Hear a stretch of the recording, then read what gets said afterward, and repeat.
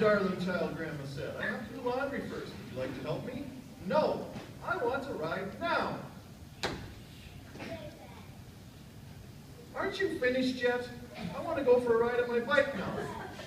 My precious, Grandma said, I must hang up these clothes while the sun is shining. But the sun will be shining all day. I want to go now, Grandma. Take me. Grandma went to feed the horse. Natasha followed. I'm hungry too, Grandma. My stomach is making noises and I want to eat right now. Don't be selfish, darling, said Grandma. This poor creature needs to be fed.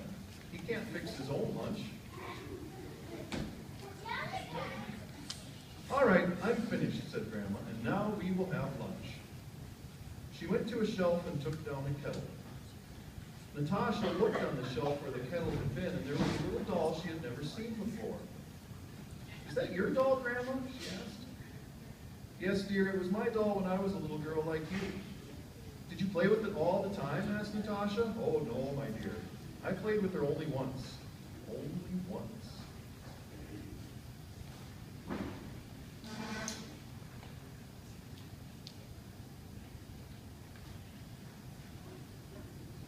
I've finished my soup now, said Natasha. Can I hold the little doll just for a little while?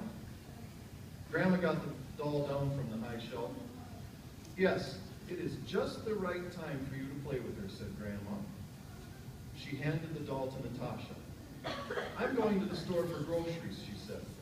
You may play with the doll until I get back.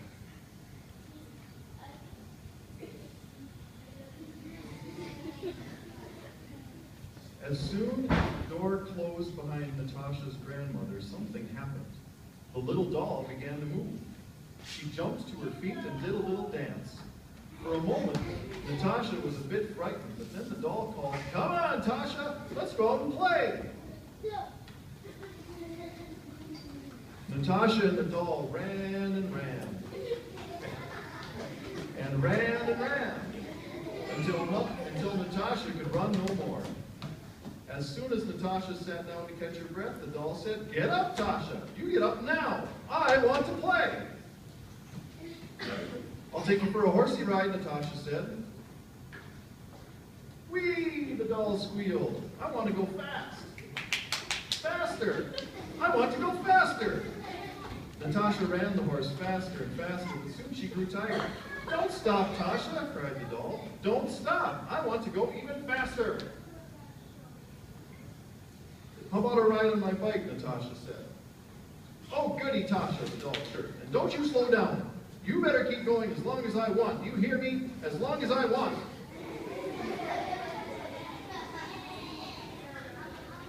Soon Natasha couldn't push the bike any longer. "I have to stop," said Natasha. "I need to rest." "Now I want to eat," said the doll. Poor Natasha was very tired, but she tried her best to make lunch.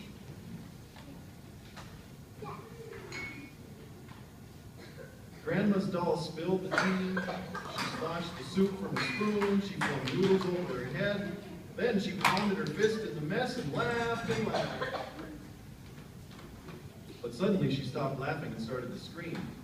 "My apron, Tasha, it's all dirty. I want you to wash it, and you wash it right now."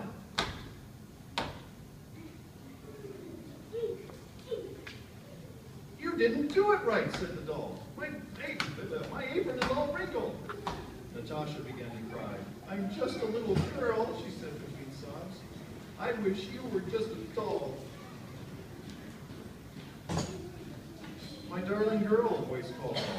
"Why are you crying, my precious child?" "Oh, Grandma," sobbed Natasha.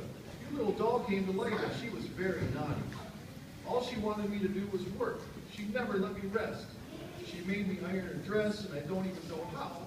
I'm just a little girl." There, Grandma said. "You must have had a bad dream." "Maybe," said Natasha. Her grandmother smiled and held Natasha closer. "From now on, you can play with that little doll anytime you want." "No, thank you, Grandma," Natasha said. "Once is enough." Grandma went over to the little doll, put her apron back on. "Looks like you had quite a day," she said softly. The little doll gave Grandma a nod and a wink, and back to being just a doll. And Natasha turned out to be quite nice after all.